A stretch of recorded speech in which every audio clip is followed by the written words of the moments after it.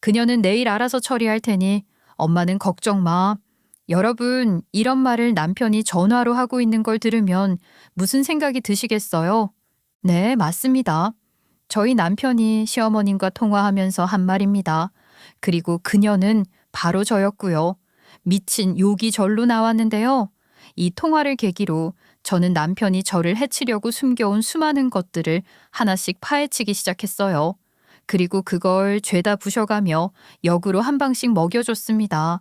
진짜 인간 말종이라는 말이 절로 나오는 저희 남편, 같이 욕 좀 해달라고 이 얘기를 꺼냅니다. 잘 들어주세요. 처음부터 그 인간이 인간 말종은 아니었어요. 같은 회사에서 일하면서 알게 됐고 자연스럽게 사귀게 된 사이였거든요. 그 사람 진짜 똑똑했어요. 일 잘하죠. 사회생활 잘하죠. 술도 잘 마시죠. 뭐든 빠지는 게 없는 사람이었어요. 여직원들 사이에서도 인기 많았고요. 그런 사람과 어쩌다 저와 인연이 되어서 사귀게 되었는데요. 그이한테도 큰 고민이 있었어요. 저희 회사가 중견 기업이었는데 그때 남편은 대리였거든요. 슬슬 과장 승진을 바라볼 시점이었어요. 본인도 그동안 열심히 해왔고 실적도 괜찮아서 기대를 많이 하고 있었죠. 그래서 자연스럽게 부장님 라인에도 열심히 붙어 있었어요. 회식 자리도 빠짐없이 참석하고 부장님 부탁이면 무슨 일이든 최선을 다해서 챙겼어요. 사실 그동안 회사에서도 성실하다고 인정받는 편이었거든요. 그런데 결국 승진 명단에서 이름이 빠진 거예요. 알고 보니 부장님 윗선인 이사님부터 줄줄이 같은 학교 선후배들이 다 포진해 있더라고요. 그이는 혼자만 지방대 출신이었고요. 승진한 대리는 이사님과 같은 학교 출신이었고요. 실적이나 평판도 그 이보다 다 못한 사람이었어요. 회사가 줄도 잘 서야 하고 아부도 잘해야 한다고 하지만 이건 너무 불공평한 것 같았어요. 그이도 일을 아무리 잘해도 결국 학벌이라는 보이지 않는 벽이 앞을 가로막는다는 걸 뼈저리게 느꼈던 거죠. 회사라는 곳이 결국 이렇게 돌아가는구나. 그이도 그때부터 깊이 고민에 빠지기 시작했어요. 사실 그 사람도 원래는 좋은 대학에 갈 수 있었대요. 아버지가 일찍 돌아가시고 어머니가 가장이 되셨는데 일하다 지병이 생기면서 몇 년 동안 일을 못 하셨대요. 그래서 그 사람은 고등학생 때부터 아르바이트를 하면서 공부했었다고 해요. 공부는 잘했대요. 수능도 잘 봤고 좋은 대학에도 합격했는데 지방에 있던 어느 대학에서 그냥 서류만 내보라고 해서 넣었더니 당연히 붙었고 심지어 4년 장학금까지 준다고 하니까 결국 그 학교를 선택하게 된 거예요. 그 선택을 두고두고 후회했어요. 무슨 일이 있어도 그냥 붙었던 대학으로 갈 걸 하더라고요. 하긴요. 좋은 대학을 나왔으면 인생이 좀 달라졌을 수도 있겠죠.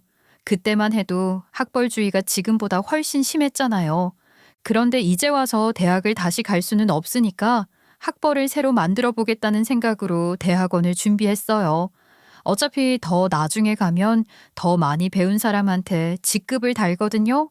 석사도 솔직히 좀 약하지만 그래도 학사보단 나은 대우를 받겠지라는 생각에 그이는 과감히 회사를 다니면서 야간 대학원을 가기로 결정을 했습니다. 그것도 이사님 라인을 타기 위해 이사님이 나온 대학의 대학원으로 준비해서 등록을 했더라고요. 그런데 한 가지 문제가 있었습니다. 저희 회사가 공식적으로는 8시 출근, 5시 퇴근이었지만 아무도 5시에 나가는 사람이 없었어요. 다들 6시 넘어서야 퇴근하는 분위기가 이미 자리 잡혀 있었거든요. 그이는 대학원을 다닐 거라고 부장님께 미리 말씀드리고 앞으로는 5시 퇴근을 하겠다고 했어요. 부장님도 처음엔 그러라고 했고요. 다들 처음 몇 번은 열심히 산다며 격려해 줬지만 어느 날 업무 때문에 누군가가 그 일을 찾았을 때 하필 대학원 수업 때문에 자리를 비웠고 그걸 계기로 비난이 쏟아지기 시작했어요. 그때까지만 해도 저희는 회사에서 비밀 연애 중이었거든요. 저는 다른 팀에 있었는데 다른 팀인 저한테까지 그 사람을 흉보는 소리가 들리더라고요. 소정 씨, 옆에 팀 박 대리님 있잖아요. 사람이 좀 별로인 것 같아요. 자기 공부하겠다고 어떻게 회사를 일찍 나가? 그러니까요. 어제 저희 부장님이 보고서 제출하고 가라고 했는데 하지도 않고 갔대요. 그 때문에 저만 혼났다니까요. 어머, 그래요? 둘 사이에 무슨 오해가 있었겠죠. 그래도 그럴 사람이 아닌 거 다들 알잖아요. 무슨 오해가 있었을 거예요. 이런 뒷말들을 하며 흉을 보는 게 제 귀에까지 들려오게 되었고요. 또 어떤 날에는 그이가 부장님께 깨지는 모습도 보게 되었습니다. 그런데 그이는 아무것도 모르더라고요. 그저 자기가 실수했나? 부장님은 자기만 미워하나 하는데요. 이 사람이 은근히 이런 눈치는 없는 것 같더라고요. 그래서 저는 그걸 들으면서 고민이 많아졌어요.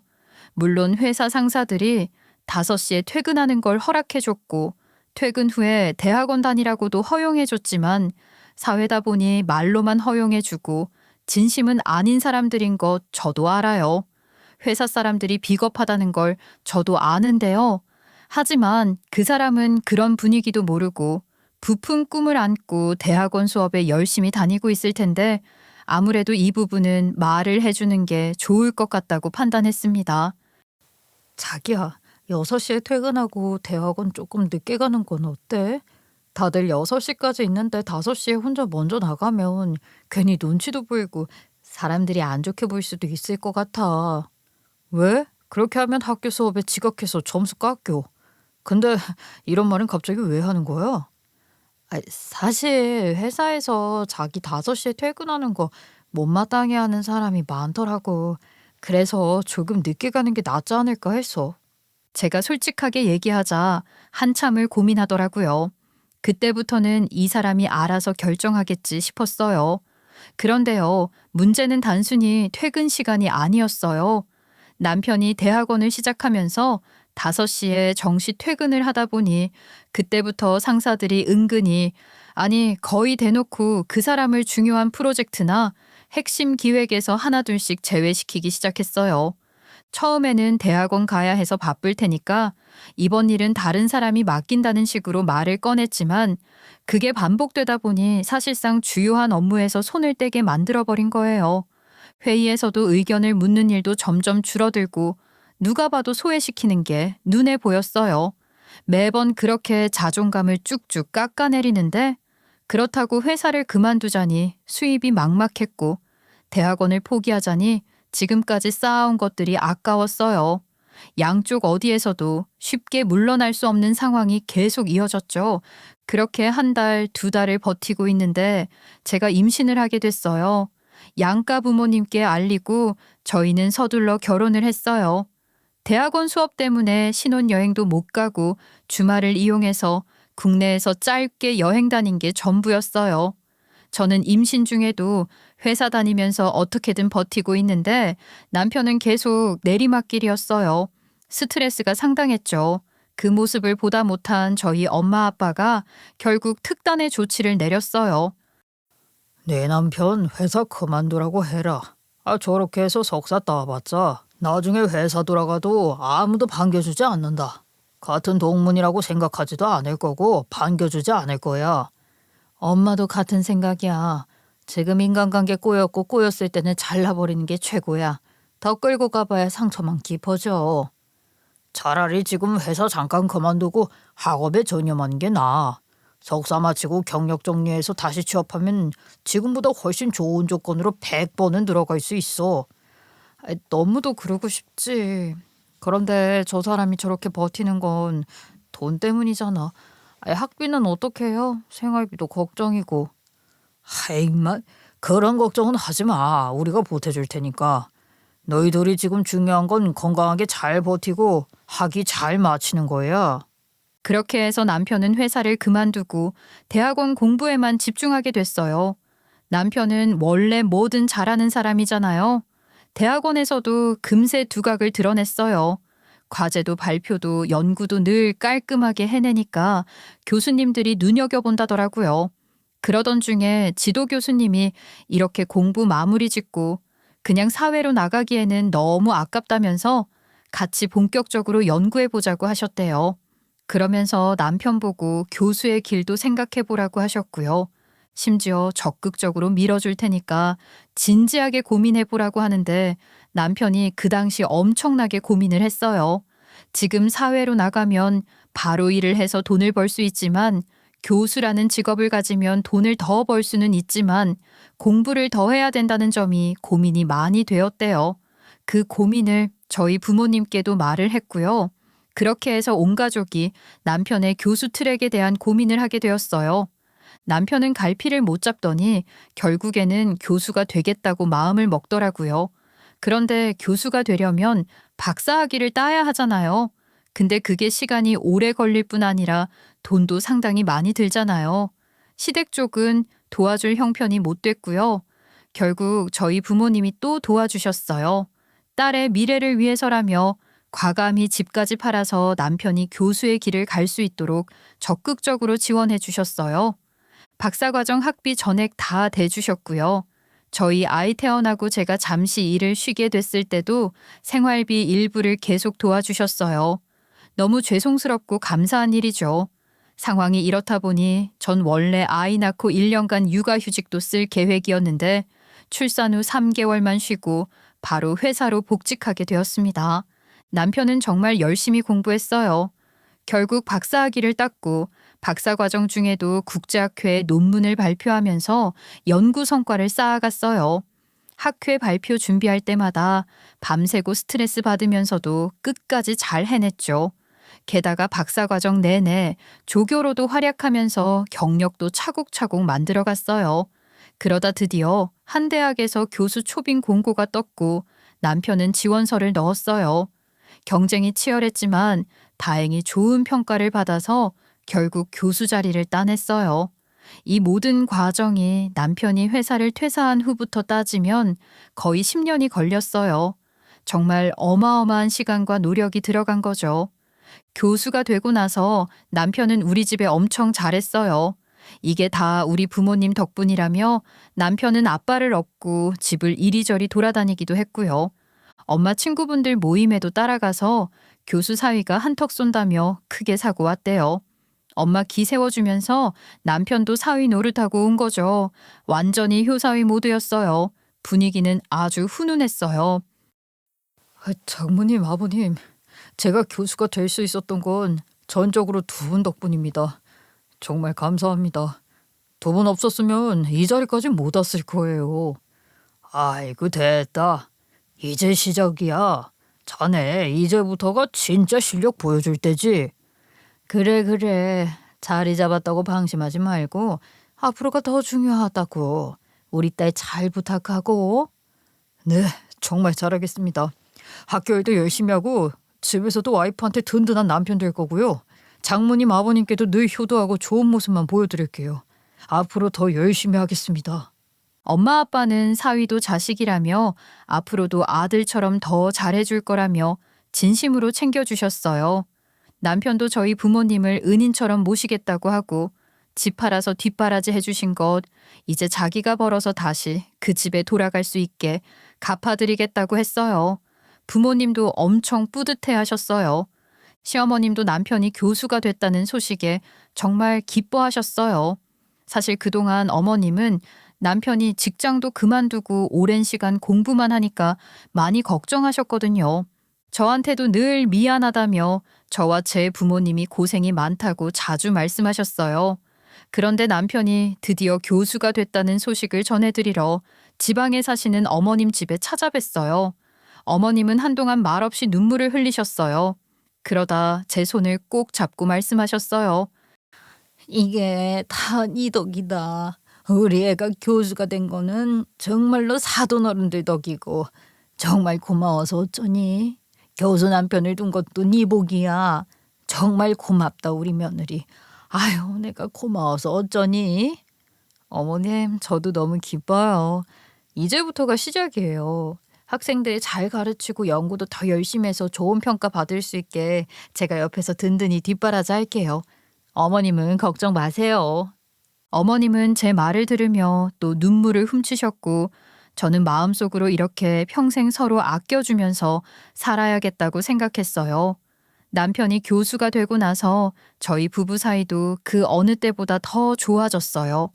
오랜 시간 버텨온 보람이 있다고 서로 위로하고 미래 이야기를 자주 나눴어요. 어느 날 저녁 남편이 밝은 얼굴로 저한테 물었어요. 이제 우리 집도 탄탄대로잖아. 둘째도 한번 가질까? 이참에 남매로 크면 좋을 것 같지 않아? 에이, 얼씨구. 나 이제 40 넘었거든. 지금 애 낳으면 육아 다시 시작해야 하는데 솔직히 그 체력 자신 없어. 그냥 우리 하나밖에 없는 딸한테 모든 사랑 쏟아주고 잘 키우자. 돈을 벌게 되니까 자식을 많이 낳고 싶네. 그런데 당신 말이 맞지. 우리도 그만큼 늙었네. 그 생각은 못했다. 그동안 돈 없어서 우리 딸 영어 유치원도 못 보내고 옷도 늘 싸구려만 입혔잖아. 이제부터는 지원 빵빵하게 해줄 테니까 공부도 시키고 배우고 싶은 것도 다 시켜주고 갖고 싶은 것도 다 사줘. 아유, 그러다가 버릇 잘못되면 큰일 나. 욕심 많은 애 되면 어쩌려고. 그건 당신이 잘 가르치잖아. 그리고 당신도 이제 일 그만둬. 그동안 정말 고생했잖아. 이제 내가 벌잖아. 나 충분히 벌어. 그러니까 당신은 좀 쉬어. 아니야. 내일은 내가 좋아서 하는 거야. 나는 계속 다닐 거야. 일하는 재미도 있고 내 자리가 있는데 왜 그만둬? 그건 걱정하지 마. 그렇게 저희 부부는 서로를 더 다정히 챙기며 행복한 나날을 보냈어요. 남편이 교수가 되고 나니까 교수는 단순히 수업만 하는 게 아니더라고요. 학생들 가르치는 건 기본이고 포럼, 세미나, 학회, 심포지엄, 컨퍼런스 같은 외부 일정도 정말 많았어요. 처음엔 저렇게 자주 나가나 싶었는데 알고 보니까 단순한 참여가 아니었어요. 연구 결과를 발표하러 나가는 경우도 가끔 있었지만 그보다 더 자주 나가는 건 자기 전공 분야의 최신 연구 동향을 파악하고 새로운 기술 트렌드나 이론들을 익히기 위해서였어요. 그리고 다른 대학 교수들이나 박사급 연구자들, 기업의 연구 책임자들과 인맥을 쌓고 협력 기회를 만들기 위한 자리이기도 했고요. 이런 자리들은 보통 프로젝트 예산 혹은 학교에서 나오는 학술활동 지원비로 다녀오곤 했어요. 해외 학회 같은 경우는 연구비에서 항공권과 숙박비가 지원되는 경우가 많았고요. 국내에서 열리는 학회도 있었지만 유독 해외에서 열리는 국제학회가 많다 보니 남편이 외국에 나가는 일이 점점 늘어났어요. 그래서 그럴 때면 저와 제 아이 금액만 추가해서 가족이 같이 가서 여행도 하고 왔어요. 남편은 낮에는 학회에 참석하고 저희는 근처 관광하고 돌아다니다가 저녁에는 셋이서 맛집 찾아다니고 쇼핑도 하고 그렇게 남편 출장 일정에 저희 가족 여행이 자연스럽게 붙게 됐죠. 하지만 저희도 아이가 초등학생이다 보니 언제까지 함께 다닐 수는 없잖아요. 학교에서 체험학습으로 최대 30일 정도는 빠질 수 있지만 꼭 참석해야 하는 일정도 있고 시험 기간이나 친구들 관계도 신경 써야 하니까요. 그래서 남편 혼자 다녀온 적도 많았는데 다녀오면 어디서 뭘 먹었는지 누구를 만났는지 신나서 이야기하곤 했어요. 그렇게 몇 년을 계속 그런 식으로 보냈어요. 세미나다 학회다 하면서 해외 출장이 이어졌고 저희가 결혼한 지도 어느덧 10년이 훌쩍 넘어갔을 때 일이었어요. 이번에도 해외에서 열린 세미나에 참석한다고 하더라고요. 평소처럼 저도 아이와 같이 가볼까 했어요. 아이도 해외여행 가고 싶다고 해서요. 남편 일정 끝나면 같이 여행도 하고 오면 되니까요. 그런데 이번엔 혼자 가겠대요. 연구 일정이 빠듯하고 가족까지 챙기긴 어려울 것 같다고요. 그러라 했죠. 꼭 같이 가야 하는 것도 아니고 다음이 분명히 또 있을 테니까요. 그런데 다녀와서는 평소답지 않게 좀 이상했어요. 원래는 다녀오면 공항에서부터 종알종알 떠들어요. 비행기 옆자리에 누가 앉았네. 현지 음식이 어땠네. 어떤 발표가 재밌었네. 누구를 새로 알게 됐네. 이런 얘기들이 끝도 없이 이어지거든요. 그런데 이번엔 입이 무겁더라고요. 저녁 먹으면서 물었죠. 세미나는 어땠어? 재밌었어? 누가 발표 잘했어? 아이, 뭐 재밌는 일은 없었어? 근데 왜 이번엔 갔다 온 것 치고는 말이 별로 없어? 진짜 다녀온 거 맞아? 제가 농담처럼 웃으면서 슬쩍 떠봤어요. 늘 쫑알쫑알 떠들던 사람이 너무 조용하니까요. 그런데 그 말을 듣자 남편 얼굴이 갑자기 굳더니 목소리까지 높아졌어요. 아, 진짜 사람을 뭘로 보고 그래? 당신 나 못 믿어? 뭐가 그렇게 의심스러워? 아니, 내가 그냥 농담으로 한 말이잖아. 웃자고 한 건데 왜 이렇게 발끈해? 원래 갔다 오면 누가 옆자리에 앉았네, 호텔이 어땠네, 음식이 입에 맞네, 어쩌네, 별 얘기 다 하더니 이번엔 너무 조용해서 그렇지. 내가 뭘 그렇게 심각하게 의심했다고 그래? 그래도 사람 기분 나쁘게 그런 말 하지 마. 내가 뭐 딴짓이라도 한 줄 알아? 출장이 힘들었으니까 그냥 좀 조용히 있고 싶은 거야. 됐어. 나 먼저 잘게. 깨우지 마. 아니, 뭐라고 한 것도 아닌데 왜 그렇게 예민해? 무슨 일이 있었던 거 아니지? 남편은 그 말엔 대꾸도 안 하고 방문을 쾅 닫고 들어가 버렸어요. 거기서부터 좀 찜찜했죠. 그렇게 어색한 기운이 조금 남아 있었는데 며칠 뒤 학교 신문을 보게 됐어요. 마침 그 세미나 기사와 현장 사진이 실려 있었거든요. 사진 속 남편은 행사장에서 다른 참석자들이랑 단체 사진을 찍고 있었고 행사 날짜도 정확히 맞았어요. 의심을 한 건 아니지만 그걸 보고 나서 다녀오긴 했구나 싶었고요. 그런데 무슨 일이 있었기에 예민하게 굴었을까 싶더라고요. 그래서 굳이 그 얘기를 꺼내진 않았어요. 말 안 해도 괜히 분위기 더 안 좋아질 것 같아서요. 그렇게 좀 찜찜한 마음이 남아있던 차에 며칠 뒤 친구를 만나서 슬쩍 이야기를 꺼냈어요. 아니, 남편이 세미나 갔다 왔는데 평소엔 갔다 오면 뭐가 그리 재밌는지 이것저것 수다들 떨고 누굴 만났네, 어디 가서 뭐 먹었네 줄줄 얘기하거든? 근데 이번엔 딱히 하는 얘기가 없었어. 그래서 내가 농담으로 진짜 다녀온 거 맞냐고 했더니 이 사람이 발끈하면서 사람 의심하냐고 소리부터 지르더라고. 그걸로 또 예민하게 굴더라고. 제 말을 들은 친구는 고개를 끄덕이며 마시던 물잔을 내려놓더니 피식 웃었어요. 뭐 원래 부부가 시간이 지나면 그러는 거 아니겠어? 너희 그동안은 뭐든 다 공유하고 다 오픈했겠지만 이제야 조금씩 숨기고 싶은 것도 생기고 서로 비밀도 생기고 그런 거지 뭐.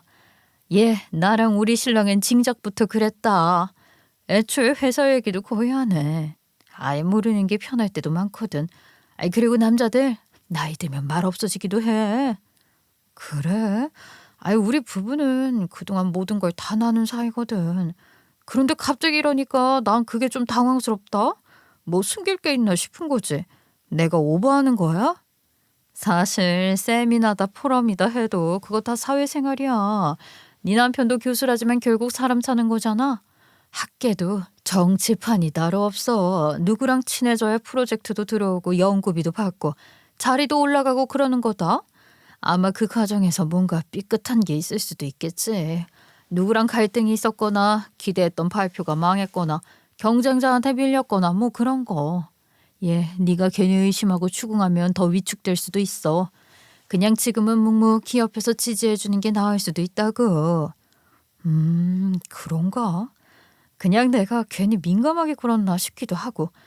근데 예전엔 이렇지 않았잖아. 그래서 더 신경이 쓰이는 거고. 원래 처음부터 끝까지 똑같은 사람은 없어. 상황이 바뀌면 사람도 바뀌고 감정까지 변하지. 애 키우고 살다 보면 다 그렇다니까.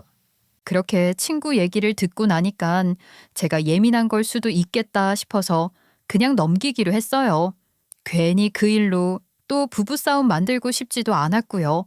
마음 한켠에 찜찜함은 남았지만 일단은 덮어두는 쪽으로 했죠. 그때부터 저도 조금씩 남편에게 거리를 두기 시작했어요. 원래는 학교 근처에서 데이트도 자주 했고 주말이면 셋이서 가까운 공원이나 근교로 나들이 가기도 하고 맛집 찾아다니기도 했거든요. 그런데 그 일이 있고 나서는 저도 괜히 조심스러워지더라고요.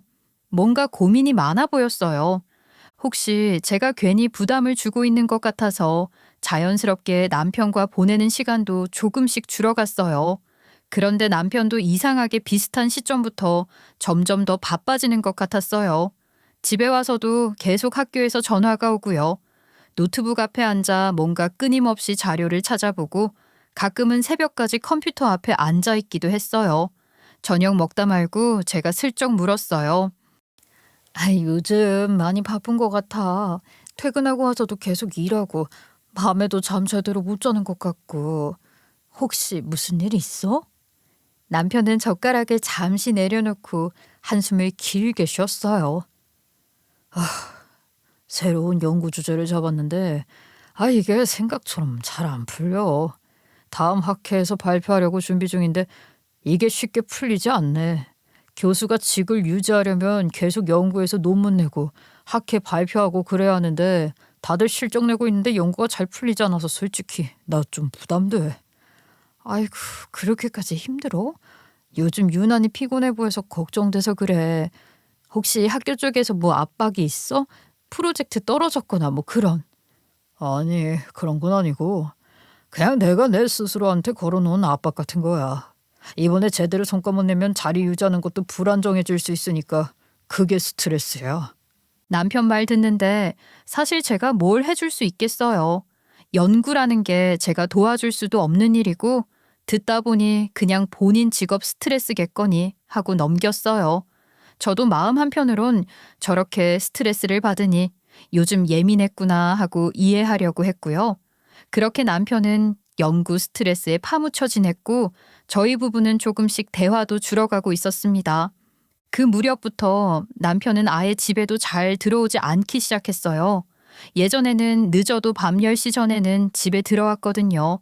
그런데 그때는 자정을 넘기는 날이 잦아졌고 며칠씩 꼬박 학교에 있다가 새벽녘에 들어오는 경우도 많아졌어요. 처음엔 워낙 연구에 몰두하니까 그러려니 했어요.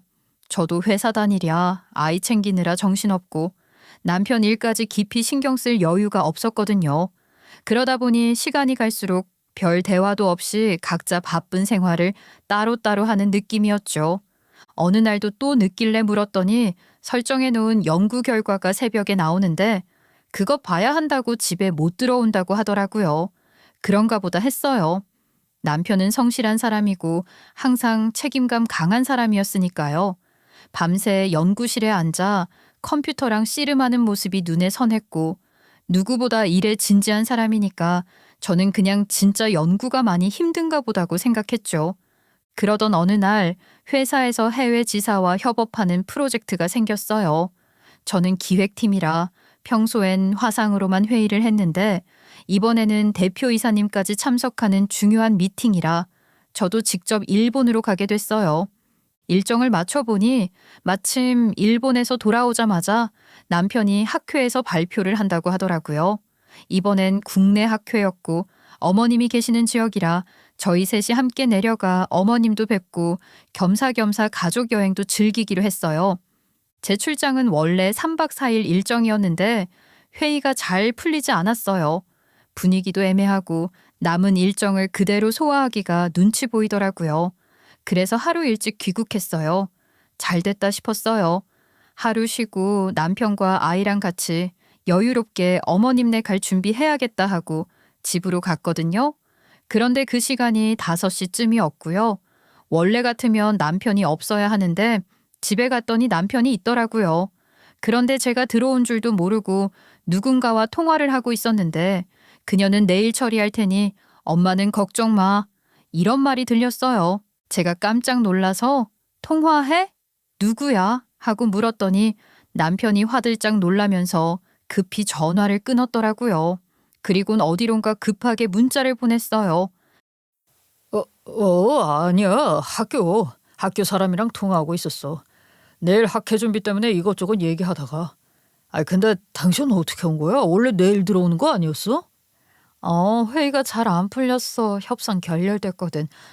남은 일정도 의미가 없어져서 분위기도 어색하고 굳이 더 있을 필요 없을 것 같아서 하루 일찍 들어왔지. 근데 자기 밥은 먹었어? 밥은 대충 먹었어. 근데 당신도 힘들겠다. 먼 데까지 다녀왔는데 피곤하지? 내일 학회 같이 갈 수 있겠어? 난 괜찮아. 좀 피곤하긴 한데 오늘 일찍 자면 내일은 뭐 괜찮을 거야. 남편은 잠깐 뜸을 들이다가 주섬주섬 뭔가를 꺼내더라고요. 그럴 줄 알고 병원 들러서 피로회복제 처방받았어. 이거 먹고 푹 쉬어. 그래야 내일 아침 컨디션 괜찮지. 약봉지를 건네주는데 뭔가 이상했어요. 봉투는 꾸깃꾸깃했고 보통 약봉지에는 어느 약국이라고 쓰여 있잖아요. 그런데 그런 글씨도 없었어요. 그리고 알약도 아니고 하얀 가루약이었고요. 생전 처음 보는 형식의 약이라 괜히 먹기가 찜찜해서 받긴 했지만 일단 먹지 않았어요. 그리고 잠깐 머뭇거리다가 다시 물었어요. 근데 당신은 왜 학교 안 가고 집에 있어? 내일 발표 준비 때문에 늦게까지 학교에 있을 줄 알았는데. 남편은 순간 눈을 피하며 말을 얼버무렸어요. 내일 발표니까 오늘은 아예 휴강했어. 발표 자료는 다 정리해놔서 이제 씻고 좀 쉬려고. 내일 아침에 일찍 가면 되니까. 그러더니 괜히 급하게 몸을 피하며 욕실로 들어가더라고요. 속옷이랑 폰까지 챙겨가면서요. 문 닫히는 소리가 좀 서둘렀달까. 그 순간 묘하게 신경이 쓰였어요. 저는 짐 정리를 하고 있었는데 어디선가 문자 알림 소리가 들렸어요. 제 폰은 제가 가지고 있고 남편 폰도 남편이 화장실로 가지고 들어갔는데요. 무슨 소리인가 싶어서 소리가 나는 쪽을 보니 남편의 또 다른 핸드폰이 있더라고요. 잠금도 걸려 있지 않았어요.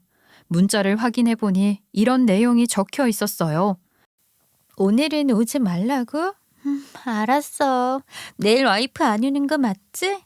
나 다 준비했으니까 말 바꾸기 없기다. 어머님께도 이미 이야기했어. 순간 손이 덜덜 떨리더라고요. 저장된 이름을 보니 호야 하트라고 적혀 있었어요. 설마 하는 마음으로 그 핸드폰의 사진첩을 열어봤어요. 그런데 역시나 이 사람이 불륜을 저지르고 있었더라고요. 제가 하루 일찍 올 줄은 몰랐던지 무방비 상태였던 것 같아요. 사진과 문자 내역들을 보니 남편이 저와 서서히 멀어지던 바로 그 시점부터 이 여자와 관계를 시작했더라고요. 심지어 제가 출장 가고 저희 아이가 학교에 없는 틈을 타 저희 집에서도 더러운 짓을 벌였고요. 그 모든 증거가 그 핸드폰 안에 고스란히 담겨 있었습니다. 일단 이걸 확보해 놓아야겠다는 생각에 모든 사진과 문자 내역을 빠르게 찍어두고 아무 일도 모르는 척 행동했어요. 샤워를 마치고 나온 남편이 피로회복제 먹었냐고 확인을 하더라고요. 저는 아무렇지 않은 척 먹었다고 했는데 괜히 약을 주고 또 먹었는지까지 확인하는 모습이 좀 이상했어요. 그 순간 머릿속으로 스쳐 지나가더라고요. 분명히 저 약도 수상한 약일 거라는 생각이 들었고 오히려 이걸로 제가 복수를 해야겠다는 생각이 들었어요. 그래서 그 가루약을 그대로 밥솥에 넣고 밥을 지었어요. 남편은 저녁을 먹었다고 했기에 저는 아이가 학원 끝나고 올 시간이라 픽업하러 간다고 집을 나섰다가 아이랑 외식하고 들어왔습니다. 밤이 되니까 남편이 잠자리에 들 준비를 하길래 저는 야식을 만들어서 남편한테 줬어요. 저녁을 일찍 먹어서 출출할 것 같아서 아까 지어둔 밥으로 죽을 끓였다고 하고 남편한테 줬고요. 남편은 별 의심 없이 죽을 먹고 자더라고요.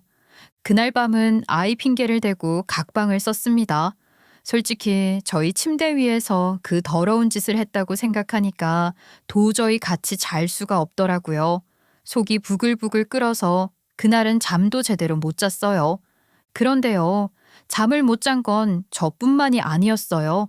남편도 화장실을 계속 들락달락 하면서 잠을 못 자더라고요. 아무래도 그 약이 설사를 유도하는 약인 것 같았어요. 그걸 저한테 먹이고 절 데리고 가지 않으려고 했던 것 같았어요.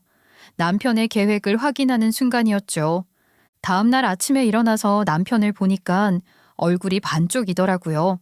어디 아프냐고 물었더니 배가 아파서 밤새 화장실을 갔다 왔다고 했고요. 병원 가보라고 하고 저도 몸이 안 좋다고 하고 학회는 혼자 가라고 했어요. 남편은 그 와중에 표정이 밝아지며 알았다고 하고 학회 갈 준비를 하더라고요. 그러는 와중에도 화장실을 얼마나 들락날락 하던지요. 어지간한 약이 아닌가 봐요. 설사를 저렇게 하는 것 보니 제가 먹었으면 정말 실려갔을 것 같다는 생각도 들었습니다. 아이도 평소처럼 학교에 보냈고요.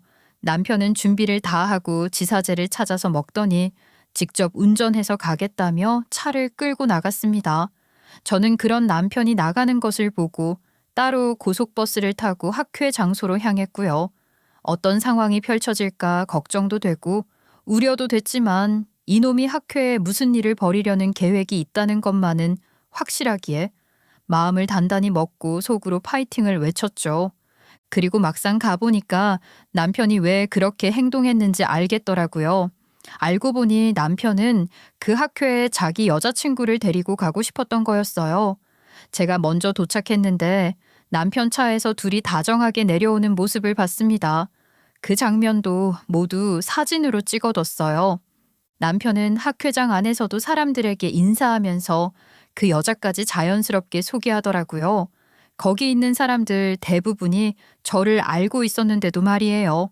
그렇게 버젓이 상간녀를 데리고 다니는 걸 보면 이 사람은 이미 저랑 끝낼 마음이라는 뜻 아닌가요?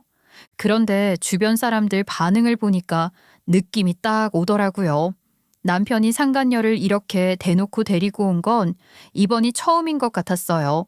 사람들이 겉으로는 아무 말도 안 하지만 하나같이 미묘한 표정을 짓고 있었어요. 누가 봐도 어색하고 떨떠름한 분위기였죠. 몇몇 사람들은 인사하면서 살짝 눈치를 주기도 하고 힐끔힐끔 둘을 쳐다보면서 갸우뚱하는 모습도 보였어요. 서로 눈빛으로만 저 여자가 누구야? 하고 수군대는 기류가 느껴지더라고요. 그 와중에도 남편은 아무렇지 않은 척 행동하고 있었고요. 그걸 보고 있자니 어이가 없고 속에서 열불이 올라왔지만 저는 아무렇지 않은 척 최대한 차분하게 상황을 지켜봤어요.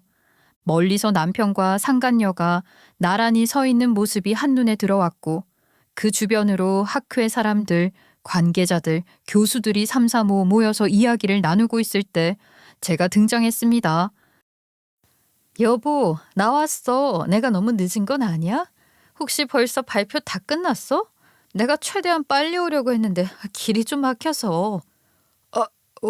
당신이 여기를 어떻게 온 거야? 몸이 안 좋다면서 안 온다고 했잖아. 주변에 있던 사람들도 모두 놀란 표정이었어요. 남편과 나란히 서 있던 상간녀는 남편을 째려보더니 갑자기 신경질적으로 남편 정강이를 퍽 걷어차고 뒤돌아서 급히 걸어나가기 시작했죠. 저는 바로 뒤에서 소리쳤어요. 저기요, 어딜 가세요, 상간녀 씨? 이렇게 대놓고 얼굴 내밀고 다니시더니 이제 와서 도망가려고요?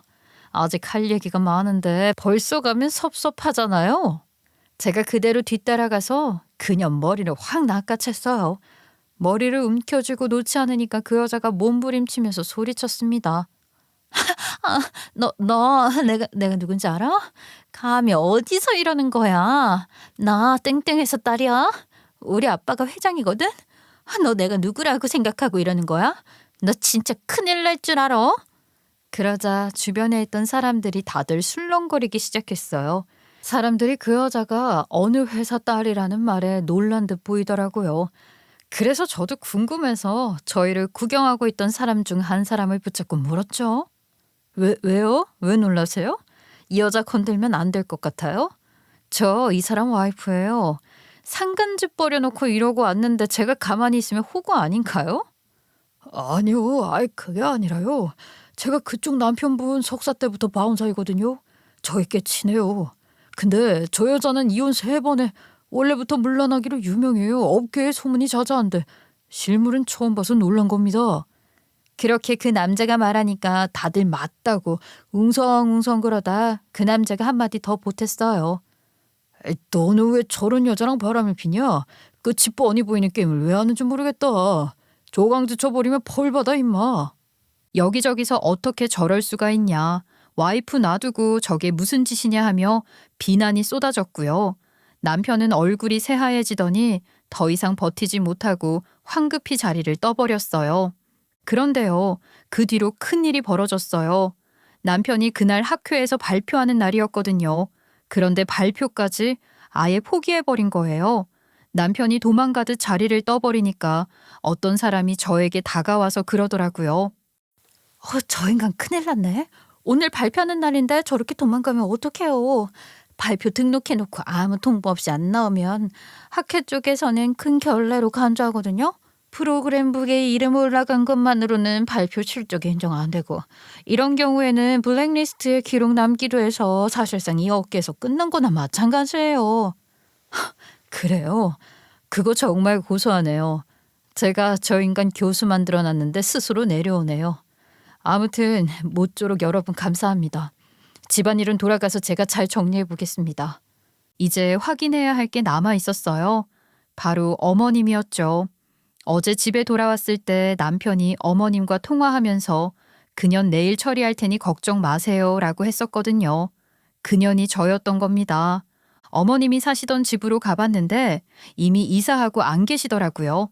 새 들어 살던 집이었는데 집주인이 이사 갔다고 새 주소를 알려줘서 가봤더니 그곳은 으리으리한 단독주택이었습니다. 그 집으로 갔어요. 벨을 누르고 제가 왔다고 하니까 시어머니가 별 의심 없이 순순히 문을 열어줬어요. 그런데 안으로 들어가 보니 시어머니와 함께 남편 그리고 상간녀까지 셋이 거기에 나란히 앉아 있었던 겁니다. 셋 다 당황해서 얼굴이 굳더라고요. 시어머님도 무슨 염치로 저에게 문을 열어주신 건지 속으로 바보가 아닌가 했어요. 이게 무슨 일이야? 왜 셋이 여기 있어? 어머님, 이게 무슨 일인지 설명해 주시겠어요? 이 새아가가 이 집 다 사줬어. 우리 아들이 너랑 이혼하고 이 새아가랑 산다고 해서 난 다 정리된 줄 알았다. 너희 이혼 준비 중인 거 아니었어? 그래서 나는 이제 이 애가 며느리 되는 줄 알고 같이 살고 있었는데.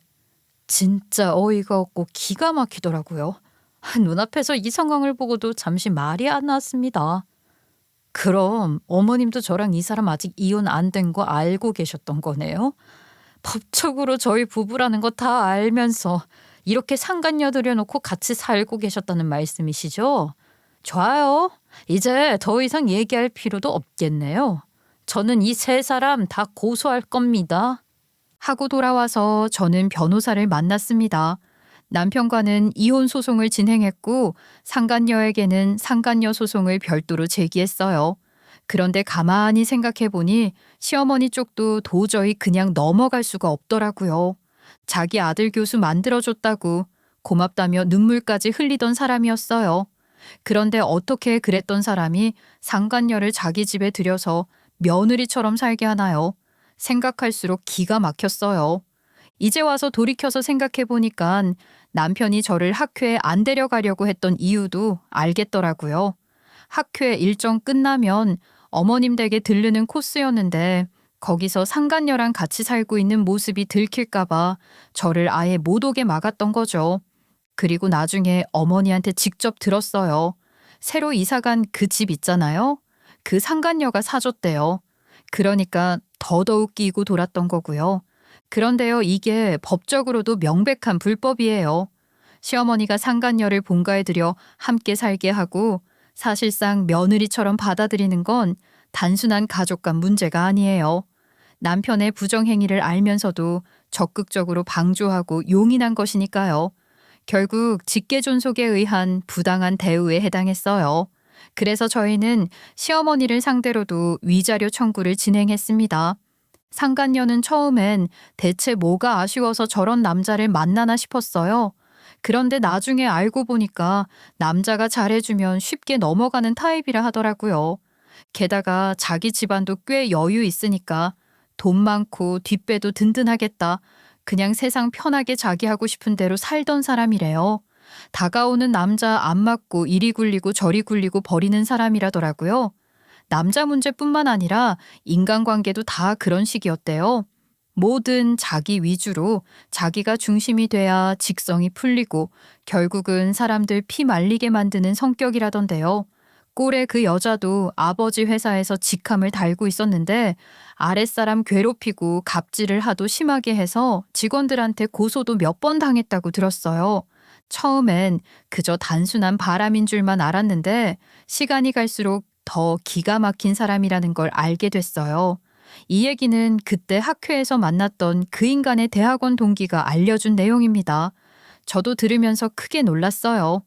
그런데요, 결국 가만히 따지고 보면 제 전남편이 그 상간녀한테 먼저 접근했다는 얘기잖아요. 이혼 소송도 하고 위자료도 받고 법적으로는 정리됐지만 솔직히 너무 열받더라고요. 세상 사람들은 다들 저처럼 그 인간의 본 모습을 모르고 있으니까요. 학교에서는 여전히 유능한 교수라고 존경받고 있을 테고 학생들도 그 인간을 멋진 교수라고 생각하고 있을 거잖아요. 그래서 저는 고민 끝에 학교 조교한테 이 얘기를 흘렸어요. 이 조교가 입이 좀 가벼운 스타일이거든요. 어차피 한 사람만 알면 학교 전체가 알게 될 테니 저는 전략적으로 전 남편이 저한테 했던 만행을 전부 말했습니다. 심지어 조교는 저와 전 남편이 이혼한 줄도 모르고 있었더라고요. 엄청 분개하고 화를 냈고요. 저를 위로해 주더라고요. 그리고 예상대로였어요. 소문은 순식간에 퍼졌어요. 학교 안이 발칵 뒤집혔어요. 문란한 교수라는 말이 붙었고요. 조강 지쳐버리고 상간녀랑 바람난 것도 모자라 그 여자를 공식 석상에 대놓고 데리고 다녔다는 얘기까지 퍼졌어요. 그 얘기가 학교 대나무 숲에까지 올라갔고 학생 커뮤니티에서 난리가 났어요. 학생들이 학교에 정식으로 민원을 넣었고 교수 교체 요구까지 이어졌어요. 학과 내부에서도 시끄러워졌고요. 학교 이미지에도 큰 타격이 가니까 결국 학교 측도 버티지 못하고 그 인간을 대기 발령 조치했어요. 학교에서도 학생들 사이에서도 거의 쥐 잡듯이 몰아붙였어요. 남편이 그렇게 쌓아온 교수 커리어가 하루아침에 박살나는 걸 보는데 솔직히 말해서 속이 다 시원하더라고요. 이 모든 일이 결국 정리되고 나서야 저는 다시 제 삶으로 돌아올 수 있었어요. 정말 한바탕 전쟁을 치르고 살아 돌아온 느낌이었어요. 가만히 앉아서 그동안 겪은 일들을 떠올려 보면 이게 진짜 현실이었나 싶을 정도로 정신이 멍해지기도 했어요. 한순간 사랑했던 사람한테 배신당하고 재산을 털리고 소송하고 수사하고 정신없이 달려온 몇 달이었거든요. 그래도 다 지나가고 나니까 결국은 내가 나를 지켰다는 생각이 들었어요. 아이를 볼 때마다 마음 한구석이 짠하긴 했어요. 아직 어린아이가 이런 복잡한 상황을 다 이해하진 못하지만 이혼했다고 해서 아빠가 아예 사라지는 건 아니니까요. 저는 전 남편에게 마지막으로 단단히 말했어요. 일은 일이고 네가 아빠인 건 변하지 않아. 그러니까 아이한테만큼은 끝까지 책임 다해. 아이 앞에서는 절대 아빠 역할 소홀히 하지 말고. 아이 그럼 내가 우리 아이는 잘 지킬게. 나 때문에 속상한 일 생기지 않게 최선을 다할게. 미안해. 전 남편도 제 말엔 수긍을 하더라고요. 이미 제 인생을 망쳐놓은 사람이긴 하지만 아이한테만큼은 아빠 역할을 똑바로 해주길 바랄 뿐이에요. 저도 이제는 이 복잡한 악몽 같은 일들을 뒤로하고 제 삶을 살아가기로 마음을 굳게 먹었습니다. 그런데요, 정말 기가 막힌 사실 하나 알려드릴게요. 어느 날 시어머니가 저한테 전화를 걸어왔어요. 뒤늦게나마 사과를 하고 싶다고 했어요. 사실 그 전화 받으면서도 별 기대는 안 했거든요. 이미 다 끝난 일이라 생각했으니까요.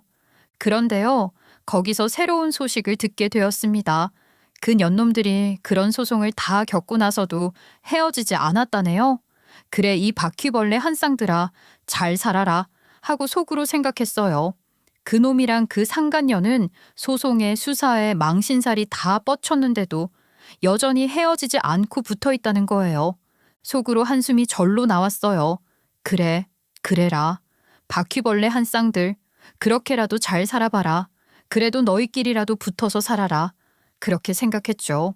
정말 기가 막히고 어이없었지만 이상하게 그 얘기를 듣는데 저한테는 오히려 더 이상 아무 감정이 안 올라오더라고요. 그냥 이젠 끝났구나 싶은 마음뿐이었어요. 그런데 이어지는 말이 가관이었어요. 아우 새아가가 이혼은 많이 했지만 돈이 많은 건 사실이더라. 그래서 우리 아들은 그냥 그 돈이 탐났던 거야. 우리 아들은 너랑 이혼하고 새아가랑 재혼한 다음에 그 여자한테 돈 왕창 뜯어내고 유책 배우자 프레임 씌워가지고 위자료도 왕창 뜯어내고 자기도 이혼을 하려고 했대. 그리고 다시 너한테 돌아가려고 했었어. 네? 뭐라고요? 제가 그걸 알고도 다시 받아준다고요? 말도 안 되죠. 거기까지는 걔도 깊이 생각하지 못했겠지. 솔직히 말해서 나도 이제는 미칠 지경이다. 새아가라고 부르긴 하지만은 아니 이 미친년이 우리 집 사주고 들어와서는 나를 무슨 하인 부리듯이 부려먹어. 지 아빠한테 쫓겨났대. 하도 성격이 개 지랄 맞고 개 자반이니까 거쳐먹고 오라고 쫓아냈대. 그래서 오게 된 건데 처음엔 나도 이렇게까지 될 줄은 몰랐어. 대체 언제 헤어지나 싶다니까는. 이 꼴로 내가 죽을 때까지 살아야 하나 싶고. 그 얘기를 들으니 어이가 없어서 웃음이 나왔어요. 어머님, 맏며느리 바보 만들어 놓고 지금 푸념하시는 거예요? 그거 지금 벌 받는 거예요. 그러니까 잘 견디세요. 그러면 전 끊습니다. 이렇게 고소한 이야기를 제가 혼자만 알고 있을 순 없잖아요. 사실 저는 이혼 소송을 진행할 때부터 모든 전화 통화를 자동으로 녹음되게 설정해 두었었어요.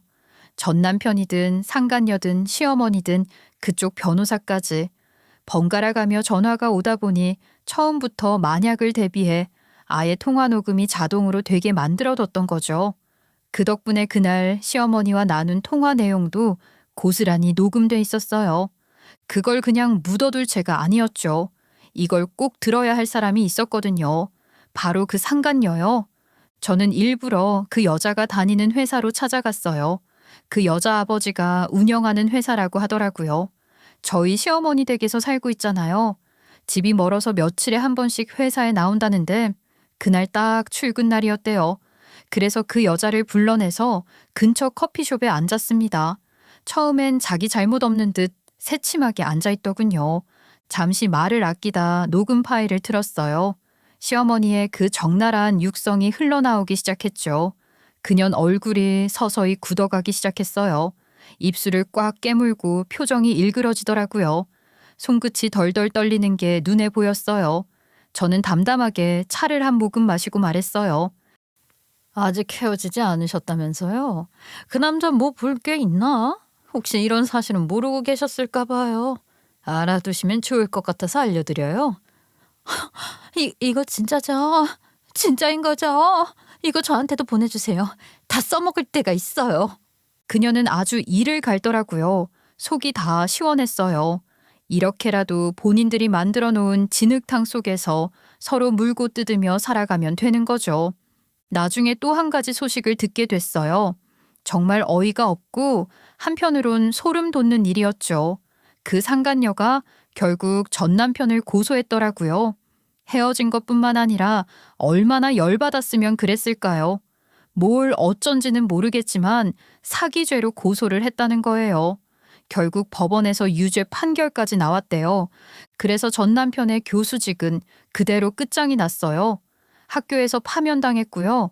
요즘 세상에 학교 안에서 그런 소문 안 퍼질 리가 있나요? 교수라는 직업 자체가 얼마나 평판이 중요한데요.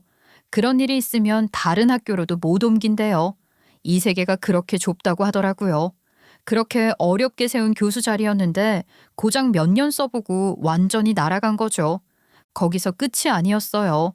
상간녀가 시어머니 집까지 빼앗아 버리고 다시 예전 집으로 돌아갔다고 하더라고요. 시어머니는 결국 집까지 잃고 쫓겨난 셈이었죠. 한참 지나서 전 남편이 저한테 연락이 왔어요. 미안하다고요. 자기를 거둬달라고요. 하지만 이제는 저도 완전히 마음이 떠났어요. 그런 말이 들려와도 전혀 흔들리지 않았어요. 그리고 저희 아이도 아빠의 만행을 다 알게 됐거든요. 그 어린 마음에 아빠의 존재가 클 텐데도 아빠를 용서하고 싶지 않다고 딱 잘라 말했어요. 그런 아이를 보는데 한편으로는 미안하고 또 한편으로는 대견했어요. 그렇게 전 남편하고는 완전히 마침표를 찍었고요. 제 마음도 편안해진 것 같아요. 그날 하루 일찍 귀국한 게 신의 한 수였던 것 같아요. 그거 아니었음. 저 무슨 죄를 뒤집어 쓰고 이혼당했을지 몰라요.